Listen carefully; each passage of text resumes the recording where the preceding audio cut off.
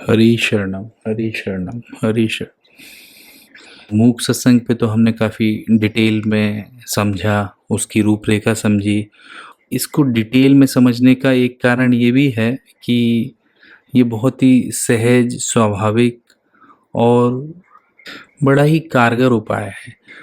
करने वाले जितने साधन हैं, उनसे क्या है कि कभी-कभी किसी की रुचि कुछ है, किसी की डिज़ाइन कुछ और है, कि हर एक की परिस्थिति भी एक जैसी नहीं है, तो सबके अलग-अलग उपाय या साधन हो सकते हैं।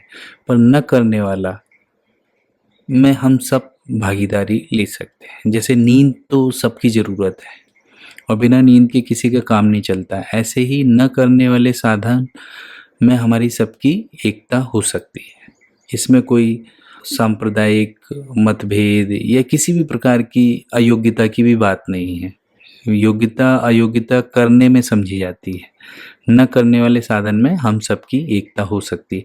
तो इसलिए हमने इसे डिटेल में लिया और इस पे कई प्रयोग भी किए कि किस ढंग से हम इसे थोड़े थोड़े अंश में कर सकते हैं और पचा सकते हैं, और उसकी कैसी रूपरेखा होनी चाहिए और उसमें क्या क्या सावधानियां रखनी चाहिए, जो जो अड़चने अक्सर आती हैं उनके बारे में चर्चा की। और कई 6, 7, 8 लगभग अलग अलग गाइडेड मेडिटेशन के सेशन के रूप में भी इसको किया, ताकि इन पे थोड़े थोड़े हमारे गहरे लेवल पे असरसंस हो। और हम जब कर रहे हैं तब इन रिकॉर्डिंग्स को लगाएंगे, तो जो जो हम गलती जिस वक्त करेंगे तो रन टाइम पे हमें मन में वैसी याद आएगी। जैसे मान लो मैं किसी विचार में उलझ रहा हूँ और उसी वक्त रिमाइंडर आ जाए कि न किंचित अपि चिंतेत, कि मुझे कुछ भी चिंतन नहीं करना है। फिर ध्यान आएगा, अरे मैं तो चिंतन से सॉल्व ही नहीं कर सकता ये चीज़, मुझे चिंतन नहीं करना है। तो थोड़ी देर बाद एक शांति, एक गैप आ जाएगा और वो समस्या भी समस्या हमारी नहीं रहेगी। तो हमें एक नया तरीका मिला संतों की कृपा से कि हमें हर चीज़ में चिंतन के थ्रू ही सॉल्व नहीं करना है। कुछ कुछ ऐसी गिफ्ट हैं कि बड़ी सहज हैं, स्वाभाविक हैं, नेचुरल हैं, और उन्हें हम बिना किसी श्रम के कर सकते हैं, बिना किसी एफर्ट के। और उनसे न केवल हमारी आध्यात्मिक, मानसिक, साइकोलॉजिकल समस्याएं सॉल्व होंगी, उनसे हमें एक रेस्ट भी मिलता है, और रेस्ट से एक एनर्जी मिलती है जिससे हमें बाकी के कामों में भी मदद मिलती है। इन जनरल हमारा मन साफ हो, क्लियर हो, तो हमें अपने बाकी के कर्तव्य निभाने में भी एक ताकत मिलती है। और ये एक खास करके मुझे विशेषकर और भी इसका बड़ा स्ट्रॉन्ग पॉइंट लगता है कि जैसे कई बार हमें बहुत सी मोरल शिक्षाएं मिलती हैं, बहुत सी चीज़ें मिलती हैं, हम कुछ कन्विंस होते हैं, कुछ नहीं होते हैं। पर कई बार हम चीज़ें करना भी चाहते हैं, पर एक बड़ी अंदर से कई बार सामर्थ्य की कमी सी महसूस होती है कि हम कर नहीं पा रहे हैं वो चीज़ें। कोई सोशल मीडिया पे इतना लगातार कई बार चट भी रहा है और शक्ति भी जा रही है, बोर भी हो रहे हैं, फिर भी लगे रहते हैं, तो एक एडिक्शन सा भी आ जाता है। तो कई बार एक इस एडिक्शन से निकलने की इच्छा तो होती है, पर ताकत नहीं होती है। ऐसे ही हर एडिक्शन का एक सोचने का भी एक एडिक्शन हो जाता है, हर एक आदमी को चिंता का भी एक एडिक्शन होता है, भय का हो जाता है कि किसी चीज़ से जो लगता है अब उससे नहीं निकल पा रहा है, तो हम वैसे वैसे प्रिकॉशन ले लेंगे, लेकिन उससे डायरेक्ट भिड़ नहीं पाते हैं, उसको सामना नहीं कर पाते हैं। तो जीवन में कई ऐसी समस्याएं हैं मन के तल पे कि हम उनको फेस नहीं कर पाते। तो ये जो मूक सत्संग है, जो शांत रहने वाला साधन है, कि इसमें धीरे धीरे जितना हम भीतर उतरेंगे और खुद को फेस करेंगे, तो एक हमें सामर्थ्य भी मिलता है अपनी परेशानियों से जूझने का, उनका सामना करने का। मोर और लेस हम इसी जो विजडम के इसेंशियल्स हैं, जो ज़रूरी हैं, रेलिवेंट हैं, उन्हीं चीज़ों पे हमारा फोकस होगा, ताकि हम उन्हीं में गहरा उतरें। तो अभी तक जितना हमने कवर किया, उसमें यदि किसी को कोई डाउट हो, कठिनाई हो, कुछ अविश्वास होता हो, या किसी प्रकार की भी कोई शंका होती हो, तो वैसा कमेंट सेक्शन में डालें। जब भी समय मिलेगा तो थोड़े बैच में करके उनका समाधान किया जाएगा।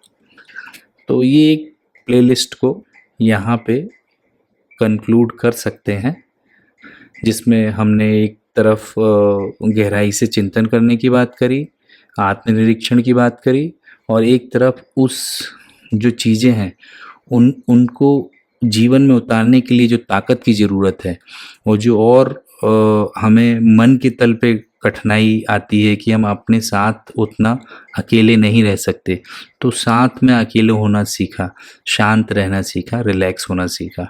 और रिलैक्स होते वक्त जो जो दिक्कतें आती हैं विचार के रूप में, हर्डल्स आते हैं, उनको कैसे डील किया जाए।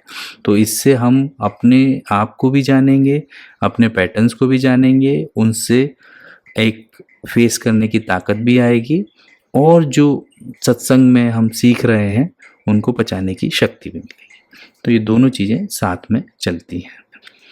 तो इनमें से एक और बात कहना चाहता हूँ कि कई चीज़ें बड़ी सरल और बड़ी ऑब्वियस ही लगती हैं, पर ये एक विडंबना है कि जो हमें सरल लगती हैं, बड़ी आसान सी लगती हैं, पर वो हम अपने जीवन में उतार नहीं पा रहे हैं। हम जानते भी हैं, और हम और जानने के चक्कर में लगे रहते हैं। बट हमें ये देखना है कि किस चीज़ का कितना महत्व है और किस चीज़ का जीवन से संबंध है। क्यूरोसिटी तो हो हमारी लाइफ में, पर क्यूरोसिटी किस दिशा की हो। क्यूरोसिटी ऐसी हो कि हमें क्या दिक्कतें हो रही हैं, हम क्या समस्याएं हो रही हैं, उन समस्याओं को हम कैसे सॉल्व करें, कौन कौन ऐसे महापुरुष हैं, क्या क्या ऐसे रास्ते हैं जिन पर चलकर हमें अपनी समस्याओं का हल मिलेगा, और क्या क्या ऐसा है जो जानने के लिए तो अच्छा है, पर इससे हमारी जीवन की समस्याओं का खास लेना देना नहीं है। तो इस तरह से ये कई उपाय जो हैं बड़े सरल हैं, बड़े स्वाभाविक से प्रतीत होते हैं, लेकिन बहुत पावरफुल हैं, प्रोफाउंड हैं, और इन्हें जैसे जैसे हम अपने लाइफ में उतारेंगे, वैसे हमें अन्य किसी प्रमाण की अपेक्षा भी नहीं, किसी के समझाने की भी ज़रूरत नहीं रहेगी। हम स्वयं ही समझने लगेंगे कि अपने भीतर सरकना क्या होता है, अपने घर आना होता क्या है, कितना आराम है, कितनी शांति है, और कितना सुकून है। और यदि कोई समस्या भी आती है तो उसको हल करने के लिए जो विचार की शक्ति है, जो एक स्पष्टता होनी चाहिए मन में, शांति होनी चाहिए उससे डील करने के लिए, वो भी हमें भीतर से मिलती है। और भीतर आने में हमें सिर्फ हमारी थोड़े मेंटल पैटर्न्स, हमारे सोचने के तरीके, हमारे खुद पर नज़र न डालने की बजाय दूसरों पे नज़र रखने की, दूसरों को दोष देने की, कई ऐसी छोटी छोटी गलतियां होती हैं जिससे हमारी विवेक शक्ति कुंठित रहती है, और हम अपनी विवेक शक्ति का आदर नहीं करते। यदि हम वास्तव में धीरे धीरे अपने ऊपर नज़र डालें तो हमें पता चलेगा कि विवेक ही वास्तव में हमारा बहुत बड़ा मित्र है, बहुत बड़ा गुरु है। तो इसी के साथ ये एक ओवरऑल समरी समाप्त करता हूँ। आप सबका धन्यवाद। हरि शरणम, हरि शरणम, हरि शरणम।